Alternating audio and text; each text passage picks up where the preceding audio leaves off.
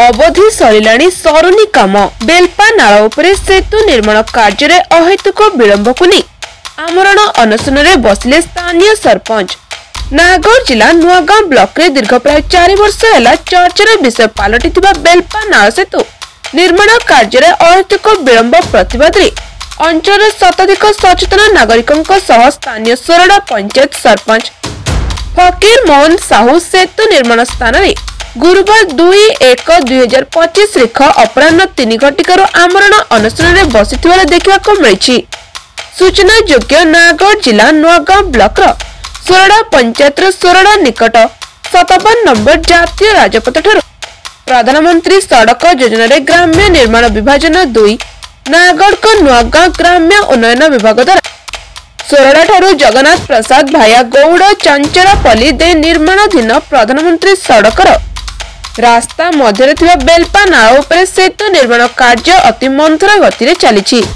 निर्माणाधीन सेतु काम अर्ध निर्मित अवस्था दीर्घ प्राय 4 वर्ष है असंपूर्ण अवस्था अटकी रही। काम ठिका नहीं भुवनेश्वर स्थित ठिका संस्था special class contractor Pal and Pal infrastructure private limited निज मनमानी रे काम करुथवा नहीं साधारण असंतोष वृद्धि पाई।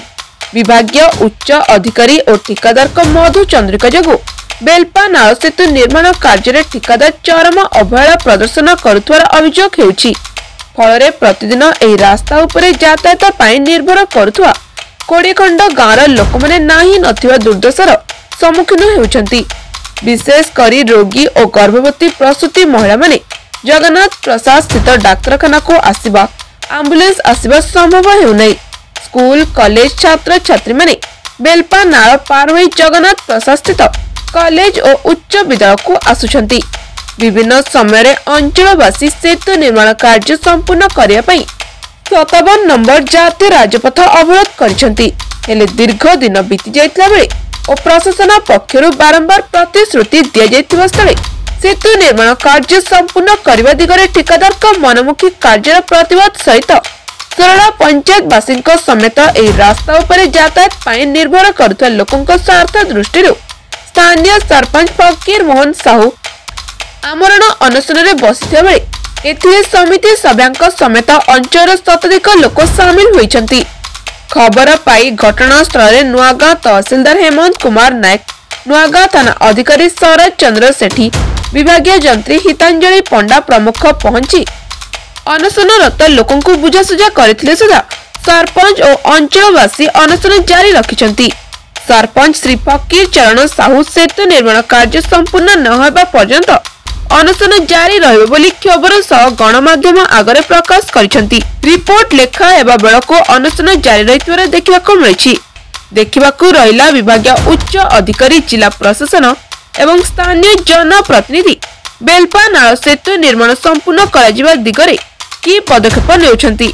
बेलपा नाल सेतु निर्माण कार्य केबे संपूर्ण हेउछि एवं अंचलवासी समस्या केबे समाधान हेउछि। नयागढ़ जिल्लारू special bureau chief sarpanch Sorada ग्राम पंचायत आम पंचायत अधीन सोरडा गौड़ चचरापल्ली पर्यंत जो आरडी रोड टेंडर होता 2020-21 पाल कंस्ट्रक्शन पाई मनमुखी कार्य एवं डिपार्टमेंट आरडी डिपार्टमेंट मनमुखी कार्य जो आम आज अनशन बस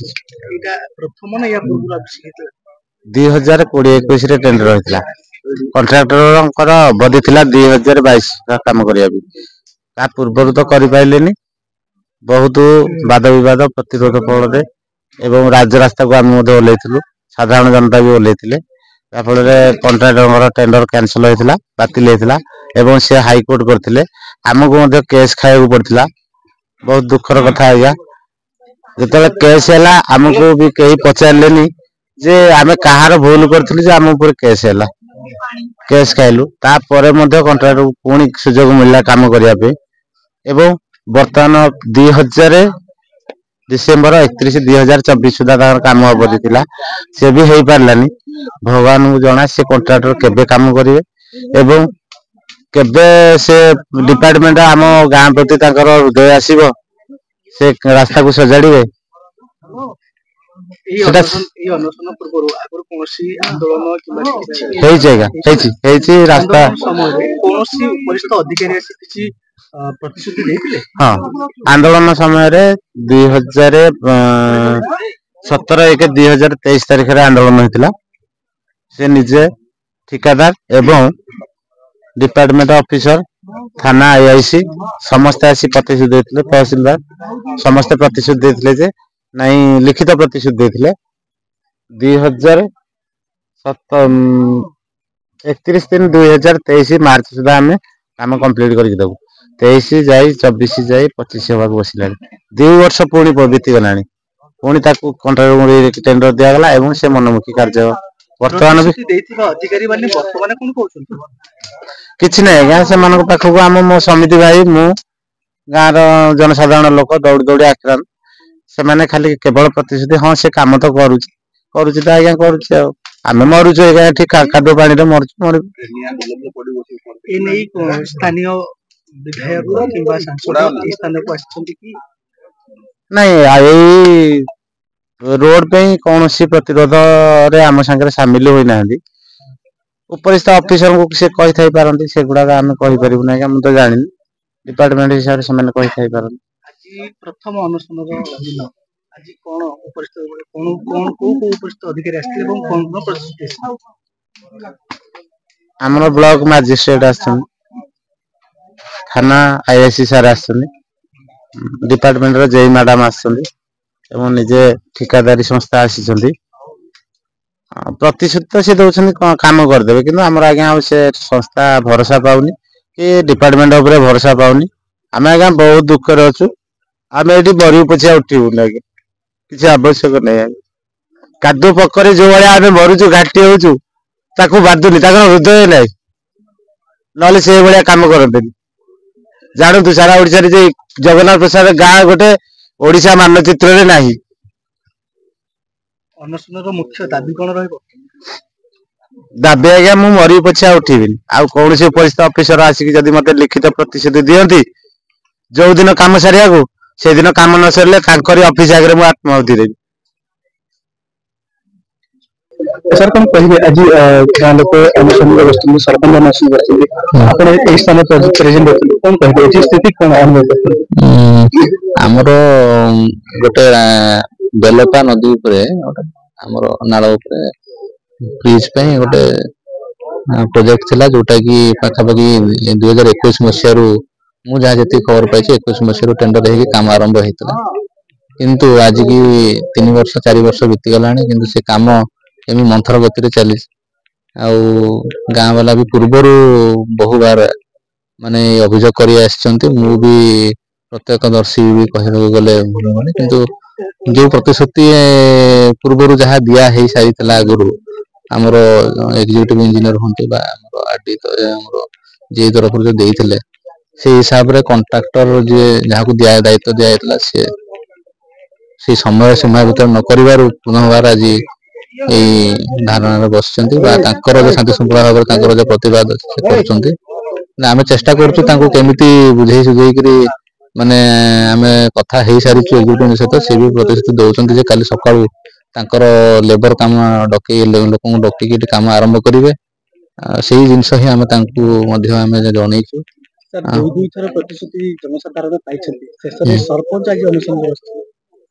निहाती गोटे दुखर कथा यहाँ कारण सरपंच प्रतिनिधि जेहेतु सी दायित्व रोचे डेवलपमेंट विभिन्न प्रकार तदारख करवा डेवलपमेंट रो माने पूर्णाहुति माने जमती ठीक भाव में होची कि नहीं ताकू से तदारख करवा या से जहाँ आज दाबी रही सेटा भी ठीक आम भी अनुभव करुँ कारण बहुत दिन है कामटी पड़ी रही मु भी निजे ये बारंबार दुथर आसिले एत थर भी ये परिस्थिति होची लोक बुझा सुझा करने चेष्टा करूँ किंतु जेहेतु एग्जीक्यूटिव एजेंसी आम हाथ में नहांती आम एग्जीक्यूटिव एजेंसी जो आम आरडी रही बारंबार आम तागिद कर पूर्व जिलापाल भी मुझे रवींद्रनाथ साहू थे सार थे सी भी बहुत तागिद कर तागिद सत्वे भी जब करें तो ये परिस्थिति जोटा कि आज आम देखुचे आम चेष्टा करुचे आज भी आम कथा जब आप काम न करेंगे अनशन एमती रे आमर प्रशासन गोटे माने विपर्य है निजे ଅନୁଭବ କରୁଛୁ। ଶୀତ ବଢୁଛି, ଅନଶନରେ ବୟସ୍କ ଲୋକ ମଧ୍ୟ ଅଛନ୍ତି, ସେଥିପାଇଁ ପ୍ରଶାସନ ତରଫରୁ କୌଣସି ବ୍ୟବସ୍ଥା ରହିବେ କି ରାତିରେ ସେମାନେ ରହିବେ? પરંતુ ମୁଁ ତ କହିବି ଯେ ଆଜି କେହି ନ ବସନ୍ତୁ, ମୁଁ ଏଇ ପ୍ରାର୍ଥନା ବି ତାଙ୍କଠୁ କରିଛି, ଅନୁରୋଧ କରୁଛି। କାରଣ ଯେହେତୁ ଶୀତ କାକର ରହୁଛି, ବୟସ୍କ ଲୋକ ବି ଅଛନ୍ତି, ମୁଁ ତାଙ୍କୁ ବି ପୁନର୍ବାର ମିଡିଆ ମାଧ୍ୟମରେ ବି ତାଙ୍କୁ ଅନୁରୋଧ କରିବି ଯେ ସେ ତାଙ୍କ ଘରକୁ ଫେରି ଯାଆନ୍ତୁ। ଯୋଉମାନଙ୍କର ମାନେ ସ୍ୱାସ୍ଥ୍ୟ ଅସୁବିଧା ଅଛି ସେମାନେ ରହିବାଟା ଉଚିତ ନୁହଁ, ଏହା ହିଁ ମୋର ତାଙ୍କ ପ୍ରତି ଅନୁରୋଧ ରହିବ। ଆପଣଙ୍କ ନାଁ? ମୋ ନାଁ ବାମନ ଘଡେଇ, ଜଗନ୍ନାଥ ପ୍ରସାଦ, ସୋଡ଼ା ଗ୍ରାମ ପଞ୍ଚାୟତ। ବ୍ରିଜ କେତେ ବର୍ଷ ହେଲା ଭାଙ୍ଗିଲାଣି? ବ୍ରିଜ 4-5 ବର୍ଷ ହେଲା ଭାଙ୍ଗିଲାଣି। ଭାଙ୍ଗିବା ଫଳରେ କଣ କଣ ଅସୁବିଧା? ଭାଙ୍ଗିବା ଫଳରେ ଦେଖନ୍ତୁ, ଆମର ସୋଡ଼ା ପଞ୍ଚାୟତ ଭିତରେ ଆଉ ଜଗନ୍ନାଥ ପ୍ରସାଦ ହଉଛି ଗୋଟେ ବଡ ଗାଁ, ଜନଗହଳି ଲୋକ। ସେଥିରେ ଗୋଟେ କଲେଜ, ଗୋଟେ ହାଇସ୍କୁଲ, ଗୋଟେ ମେଡିକାଲ ଚାଲିଛି। ଏତିକି ହବା ଦ୍ୱାରା ଲୋକମାନେ ଯୋଉ ସୋରଡା ଲୋନସରା ସ୍କୁଲ ପିଲେ ହାଇସ୍କୁଲକୁ ଆସିବେ, କଲେଜକୁ ଆସିବେ, ଏଇ ବ୍ରିଜ ନ ହବା ଦ୍ୱାରା ବହୁତ ହଇରାଣ ହରକତ ହେଇକିରି ସେମାନେ ଅନ୍ୟ ଆଡେ ଯାଇକି ନାଁ ଲେଖାଉଛନ୍ତି, କିନ୍ତୁ ଆମ କଲେଜ ଲୋକ ଆସି ପାରୁନାହାନ୍ତି। ଏ ହାଇସ୍କୁଲ ମଧ୍ୟ ଆସିବା ପାଇଁ ତାଙ୍କ ପାଠ ପଢାରେ ବହୁତ ବାଧା ଘଟୁଛି।